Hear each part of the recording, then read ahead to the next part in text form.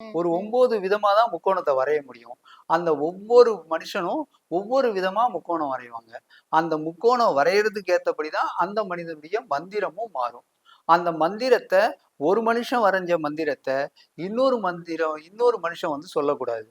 ஏன்னா அந்த மூச்சு காத்து அவன் உடம்புக்குள்ள ஓடக்கூடிய அந்த வாசியான அந்த மூச்சு காத்து தான் அந்த மனிதனுடைய ஆதிமூலமான மந்திரம்.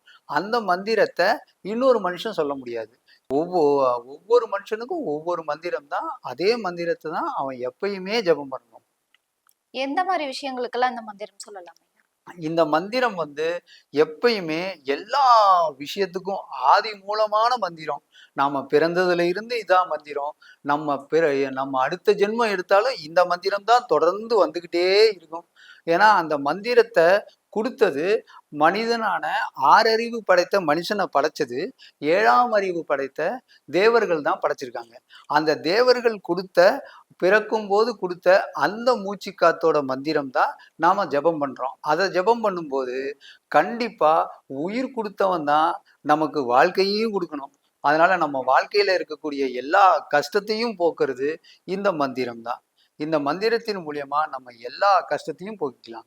இந்த மந்திரத்தை ஜெபம் பண்ண நமக்கு இருக்கக்கூடிய வாழ்க்கையில இருக்கக்கூடிய தோல்விகள் எல்லாம் விலகும். எல்லாமே வெற்றியா அமையும். இந்த மந்திரம் தான் ஒவ்வொரு மனுஷனுக்கும் ஆதி மூலமான மந்திரம். நீங்க இந்த மந்திரத்தை விட்டுட்டு நீங்க எந்த தெய்வத்துடைய பேரை சொன்னாலும் கண்டிப்பா உங்களுக்கு நன்மை நடக்காது. இந்த மந்திரத்தை சொல்ல சொல்லதான் உங்களுடைய மூச்சு காத்து தான் உங்க உடலை காப்பாத்தணுமே தவிர உங்க உடல் மூச்சு காத்த காப்பாத்த முடியாது. அப்ப அந்த மூச்சு காத்த நீங்க வணங்க தான் நீங்க கண்டிப்பா மேல்நிலை அடைவீங்க.